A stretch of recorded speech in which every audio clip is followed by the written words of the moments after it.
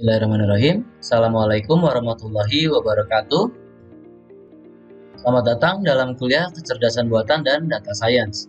Saya, Dr. Alisetio Yudono dari Program Studi Teknik Elektro Universitas Nusa Putra.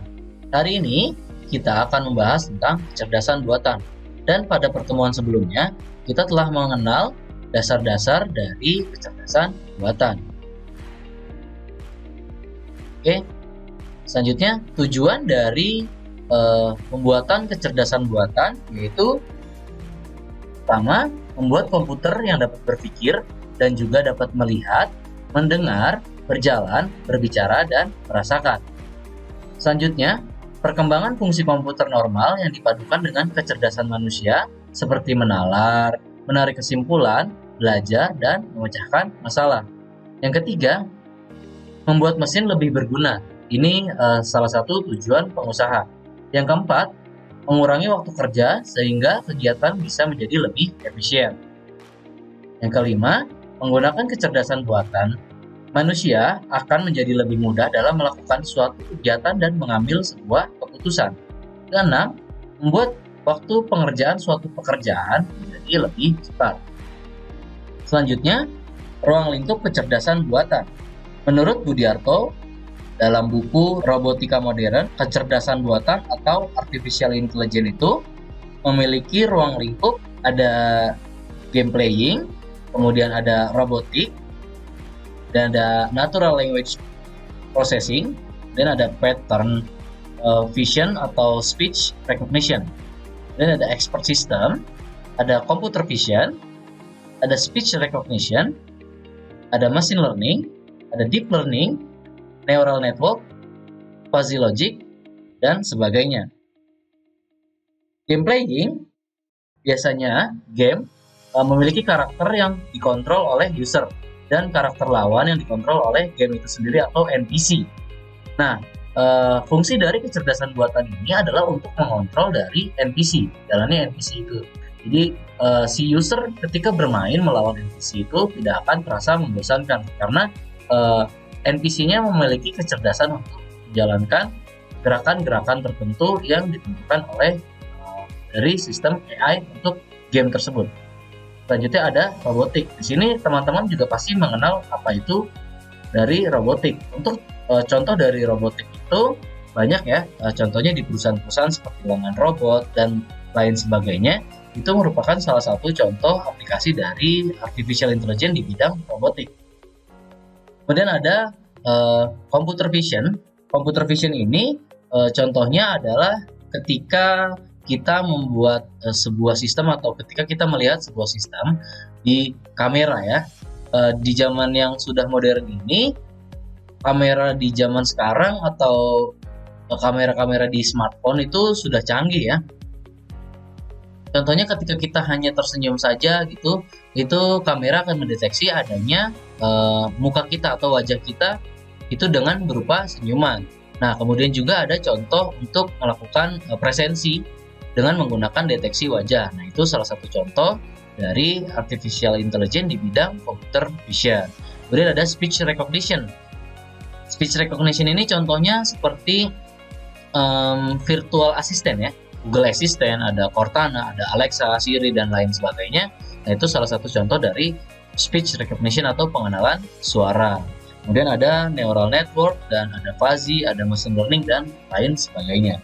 Nah, pada kuliah kecerdasan buatan dan data science ini, kita juga akan mempelajari tentang computer vision, kemudian ada machine learning juga, kita akan mempelajarinya bagaimana cara membuat machine learning.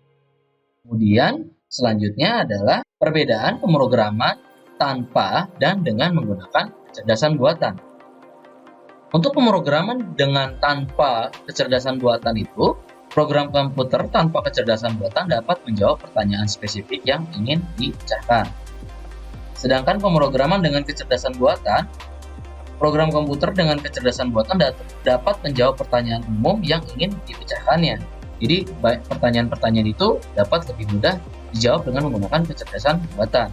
Nah, pemrograman tanpa kecerdasan buatan itu modifikasi dalam program menyebabkan perubahan dalam strukturnya. Kemudian, pemrograman dengan kecerdasan buatan, program kerja program kecerdasan buatan dapat menyerap modifikasi baru dengan melakukan training yang selanjutnya akan membuat si komputer menjadi cerdas. Selanjutnya, untuk pemrograman tanpa kecerdasan buatan, modifikasi tidak cepat dan mudah. Ini dapat menyebabkan pengaruh program secara negatif. Sedangkan dengan menggunakan kecerdasan buatan, modifikasi program dapat dilakukan dengan mudah dan cepat. Selanjutnya ialah prinsip dari kecerdasan buatan. Dapat dilihat dari gambar. Di dalam kecerdasan buatan itu, prinsipnya ada yang namanya knowledge base dan inference motor. Nah, jadi input ya, kita memasukkan sebuah masalah, pertanyaan atau apapun ke dalam sebuah sistem. Diawali dengan knowledge base atau bisa disebut dengan basis pengetahuan. Jadi di dalam basis pengetahuan ini kita memasukkan kecerdasan manusia ke dalam sebuah komputer, dan di dalamnya itu dan yang dimasukkan ke dalam knowledge base seperti itu ya. Dan kita memasukkan kecerdasan manusia itu atau pakar ke dalam sebuah knowledge base. Contohnya ketika kita akan membuat sebuah sistem fuzzy atau logika fuzzy, itu kita melakukan input, masukkan sebuah penalaran atau sebuah kecerdasan manusia atau pakar itu dalam sebuah sistem yang itu di dalamnya adalah knowledge base itu. Jadi ketika kita membuat fuzzy logic, contohnya ya, ketika kita membuat sebuah sistem berbasis fuzzy logic atau logika fuzzy, itu kita membuat rule. Nah, rule ini contohnya ketika kita berbicara tentang penyiram tanaman secara otomatis ya. Nah, bagaimana kita mengetahui bagaimana si komputer itu mengetahui bagaimana cara kerja dari menyirami tanaman ketika dengan suhu tertentu dan kelembaban tertentu. Nah, itulah sebabnya seorang pakar akan memasukkan kepintarannya atau kecerdasannya ke dalam sebuah komputer yang disebut dengan knowledge base. Kemudian dilakukan inference motor. Nah, inference motor adalah digunakan agar sistem mampu mengambil sebuah kesimpulan berdasarkan fakta atau pengetahuan input yang diberikan berupa solusi masalah sebagai hasil dari inferensi, dan output dari hasil keluaran berupa solusi dari permasalahan sebagai hasil dari inferensi solusinya ya. Jadi inferensi motor ini fungsinya adalah untuk membuat kesimpulan dari masalah yang dimasukkan, terus kemudian disamakan dengan knowledge base-nya atau data trainingnya seperti itu. Nah, kemudian inference motor ini akan melakukan kesimpulan. Jika kondisi tertentu seperti A, maka outputnya akan seperti apa. Nah, itu dilakukan dan diolah di dalam inference motor. Selanjutnya, pemecahan masalah dalam kecerdasan buatan. Nah, pemecahan masalah dalam kecerdasan buatan itu terbagi menjadi 4, yaitu ada searching, ada teknik reasoning, kemudian ada teknik planning, dan terakhir ada teknik learning. Teknik searching sendiri adalah teknik penyelesaian masalah yang merepresentasikan masalah ke dalam ruang keadaan atau state dan secara sistematis melakukan pembangkitan dan pengujian state-state dari initial state sampai ditemukan suatu goal state. Dan reasoning adalah teknik atau teknik penalaran ya. Reasoning itu yaitu teknik penyelesaian masalah yang merepresentasikan masalah ke dalam logika atau mathematic tools yang digunakan untuk merepresentasikan dan memanipulasi fakta dan aturan.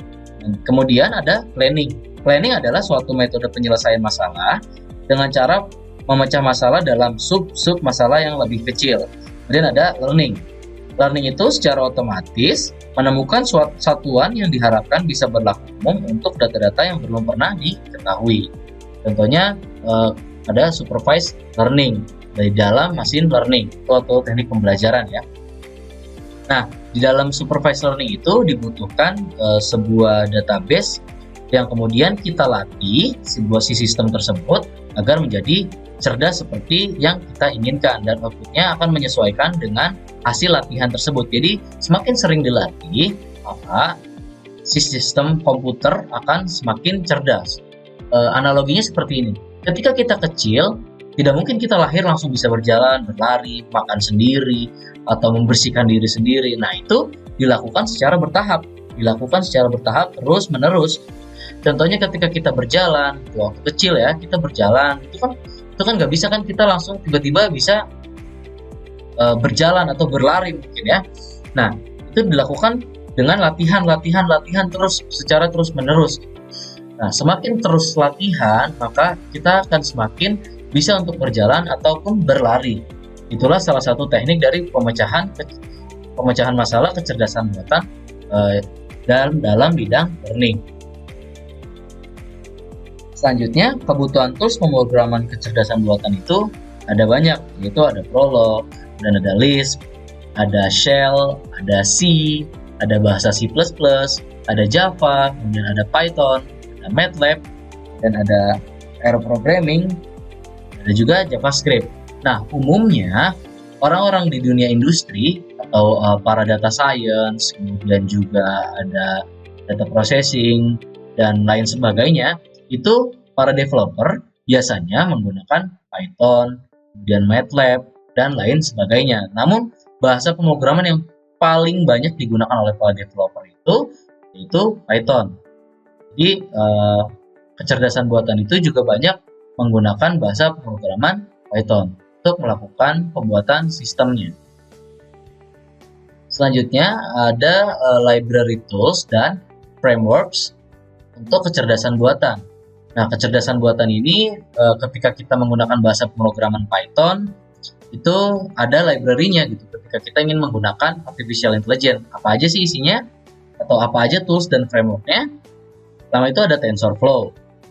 Kemudian juga ada Theano, kemudian ada Caffe, kemudian ada MXNet, ada juga Keras, ada juga PyTorch, kemudian ada Google ML Kit, ada OpenNN, kemudian ada AutoML, dan ada Skitlearn. Nah, ini salah satu dari berbagai banyak library tools dan framework untuk kecerdasan buatan. Namun, umumnya para developer kecerdasan buatan itu atau AI engineer biasanya menggunakan TensorFlow, kemudian ada Keras, PyTorch, AutoML itu ya. Yang paling sering digunakan itu di TensorFlow dan Keras.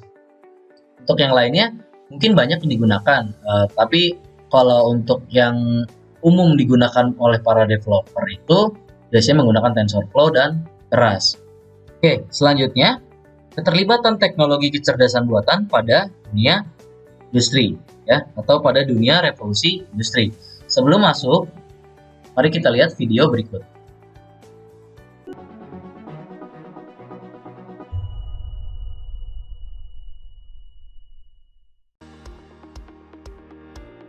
Baik, itu tadi sebuah video yang menceritakan tentang revolusi industri yang keempat. Dari video yang udah teman-teman lihat, baru saja teman-teman bisa mengetahui fase-fase dalam revolusi industri yang sudah dialami umat manusia.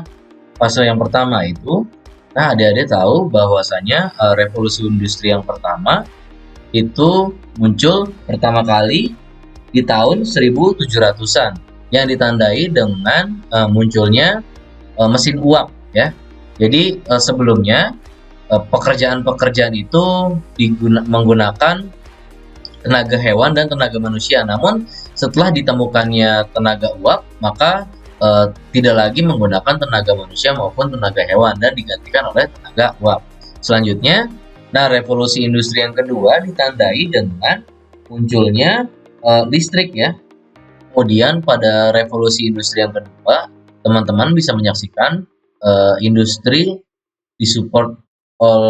didukung oleh listrik dan assembly line atau jalur produksi ya. Nah, itu digunakan untuk memudahkan para pekerja atau karyawan di industri untuk melakukan pekerjaan dengan begitu cepatnya ya. Jadi dengan ditemukannya listrik dan assembly line itu memudahkan para pekerja untuk memproduksi massal itu jadi lebih cepat karena adanya assembly line dan energi listrik. Kemudian revolusi industri yang ketiga ditandai dengan munculnya komputer. Nah, untuk pertama kalinya komputer diperkenalkan di revolusi industri yang ketiga.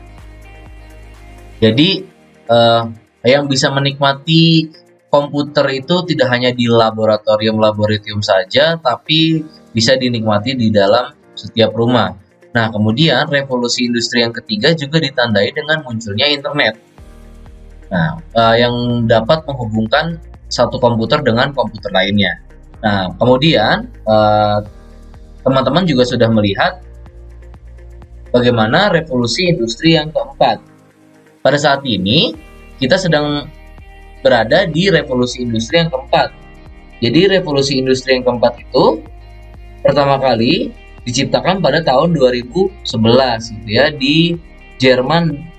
Jadi, industri ini dipercaya dapat meningkatkan produktivitas, yang mana industri 4.0 merupakan industri yang berhubungan langsung dengan digital yang cakupannya yaitu dari berbagai jenis teknologi. Dalam revolusi industri 4.0 setidaknya ada 5 teknologi yang menjadi pilar utama dalam mengembangkan sebuah industri siap digital, yaitu ada Internet of Things, ada Big Data, kemudian ada kecerdasan buatan atau Artificial Intelligence, kemudian ada Cloud Computing dan Additive Manufacturing ya. Nah, di revolusi 4.0 ini semua hal menjadi serba otomatis dari teknologi kecerdasan buatan yang itu bergabung dengan teknologi lainnya, dengan teknologi nano atau teknologi lainnya. Kemudian ada 3D printing, kemudian juga ada mobile computing, kemudian dengan adanya berbagai macam sensor yang harganya jauh lebih murah karena adanya 3D printing itu, semua perangkat elektronik itu yang ada di dalam rumah bisa diambil datanya, bahkan kemudian data tersebut bisa digunakan untuk memprediksi dari ketahanan alat-alat kita ya, itu disebut dengan Internet of Things gitu. Munculnya smartphone, teknologi otomatisasi itu akan mempermudah manusia dalam menjalankan berbagai kegiatannya atau melakukan pekerjaannya. Selanjutnya, aplikasi dari kecerdasan buatan itu juga masuk ke dalam dunia kesehatan. Mari kita lihat videonya.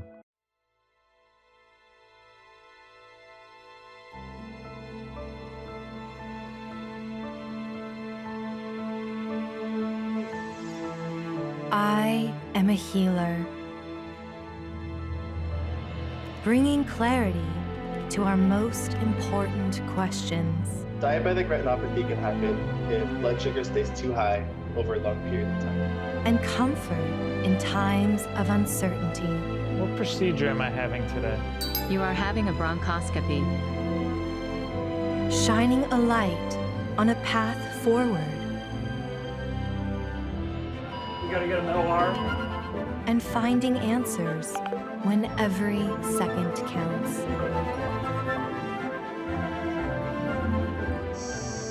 I am watching over our frontline heroes, creating a safer place to do their life-saving work,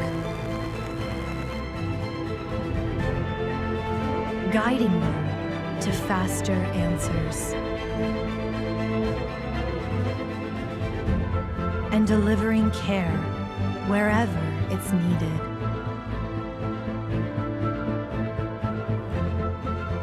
I am opening new worlds of discovery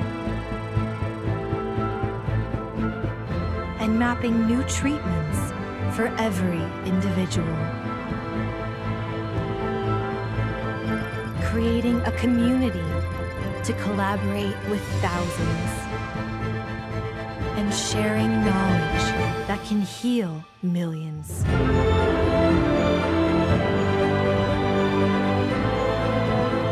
I am AI, brought to life by NVIDIA and brilliant healers everywhere.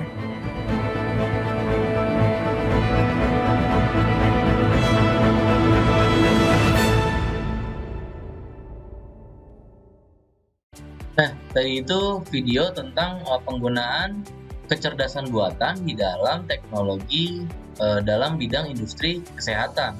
Bisa dilihat banyak sekali manfaat dari kegunaan dari kecerdasan buatan ini dalam bidang industri kesehatan ya, seperti dalam pemeriksaan paru-paru, dan ada juga bisa melihat tentang bagaimana mendeteksi COVID-19, kemudian juga kita bisa melihat bagaimana cara penanganannya, kemudian juga kita bisa melihat tentang kepala gitu, tumor atau apapun yang ada di kepala seperti penyakit dalam, itu bisa jadi salah satu contoh aplikasi dari kecerdasan buatan di bidang kesehatan. Nah, selanjutnya kecerdasan buatan di masa kini dan di masa depan.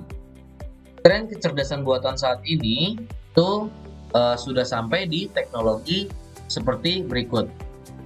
Hi, I'm calling to book a women's haircut for a client. I'm looking for something on May 3rd. It turns out a big part of getting things done is making a phone call. We think AI can help with this problem. Let's say you want to ask Google to make you a haircut appointment on Tuesday between 10 and noon. What happens is the Google Assistant makes the call seamlessly in the background for you. So what you're going to hear is the Google Assistant actually calling a real salon to schedule the appointment for you. Let's listen.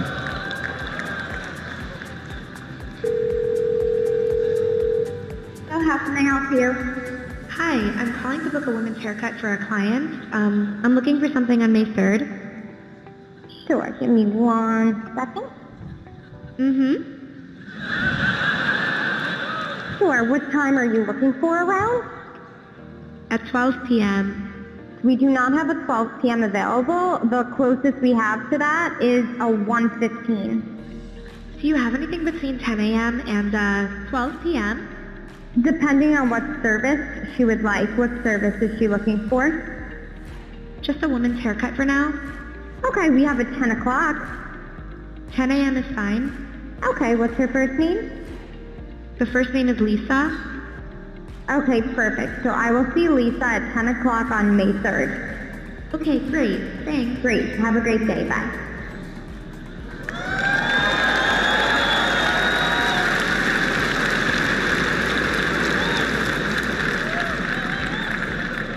That was a real call you just heard. The amazing thing is the assistant can actually understand the nuances of conversation. We've been working on this technology for many years. It's called Google Duplex. It brings together all our investments over the years in natural language understanding, deep learning, text-to-speech.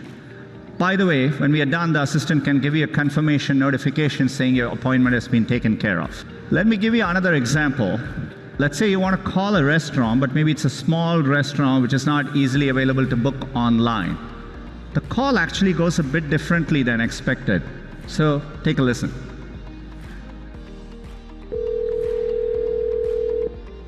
See how may I help you?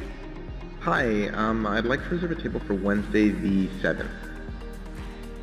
For 7 people? It's for 4 people. 4 people? When? Today? Next Tonight? Wednesday at 6 p.m. Oh, actually we reserve for like upper like 5 people. For 4 people you can come.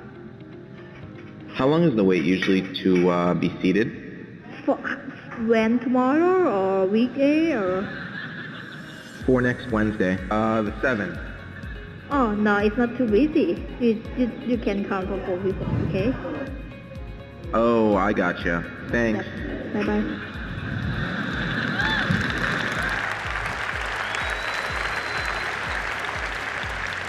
Again, that was a real call. We have many of these examples where the calls quite don't go as expected, but the assistant understands the context, the nuance. It knew to ask for wait times in this case and handle the interaction gracefully. Look, we're still developing this technology, and we actually want to work hard to get this right, get the user experience and the expectation right for both businesses and users. But done correctly, it'll save time for people and generate a lot of value for businesses. Tadi video yang telah ditonton oleh teman-teman itu merupakan salah satu bagaimana tren teknologi kecerdasan buatan di masa sekarang. Jadi sudah cukup canggih gitu ketika memang ada sebuah sistem asisten virtual itu dapat kita ajak berbicara gitu. Kita dapat mengajak virtual asisten kita untuk berbincang-bincang dan mereka mampu untuk menjawab setiap apapun yang kita tanyakan, setiap apapun yang kita bicarakan, mereka mampu mengkomunikasikannya dengan baik. Itu salah satu contoh aplikasi kecerdasan buatan di masa kini. Kemudian kecerdasan buatan di masa depan, menurut Ray Kurzweil di dalam buku The Age of Spiritual Machines When Computers Exceed Human Intelligence. Nah, dalam buku tersebut diperkirakan bahwa di tahun 2029 sebuah PC seharga $1.000 akan setara dengan kemampuan komputasional 1.000 otak manusia. Nah, komputer telah terhubung langsung ke otak manusia dengan koneksi high bandwidth atau dengan melakukan pencakokan otak. Seperti itu diperkirakan. Kemudian di tahun 2049, makanan yang diproduksi menggunakan nanoteknologi mulai digunakan secara umum. Kemudian di tahun 2072, picoengineering atau teknologi pada skala picometer berhasil diaplikasikan di dunia nyata. Padahal di sekarang ini belum ada teknologi yang sampai di dalam bentuk picoengineering. Kemudian di tahun 2099 ada kecenderungan kuat untuk membuat gabungan antara pemikiran manusia dengan kecerdasan mesin.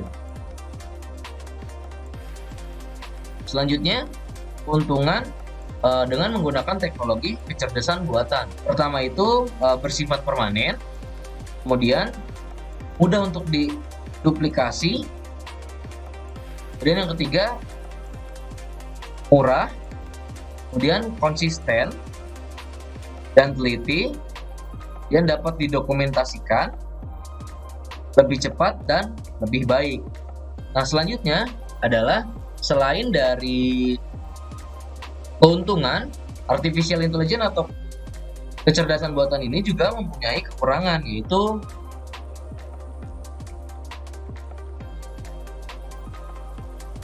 tidak kreatif atau pemikirannya hanya terbatas saja, kemudian akan meningkatkan jumlah pengangguran. Jadi di masa depan ini akan banyak pengangguran. Nah, itu salah satu penyebabnya adalah karena teknologi dari kecerdasan buatan. Selanjutnya, membuat manusia menjadi semakin malas. Kemudian ada tidak mempunyai etika karena sistem kecerdasan buatan itu bukan makhluk hidup, namun merupakan sebuah sistem atau robot yang dibuat oleh manusia. Kemudian selanjutnya, pemikirannya tidak bisa berpikir lebih luas dari apa yang dibuat oleh manusia ke dalam sistem tersebut. Jadi pemikirannya hanya sebatas apa yang sudah diprogram gitu oleh manusia. Nah, selanjutnya tidak memiliki emosi. Ya, cukup sekian pemaparan dari saya. Kurang lebihnya saya mohon maaf jika ada kekurangan atau kesalahan dalam penyampaian. Terima kasih. Assalamualaikum warahmatullahi wabarakatuh.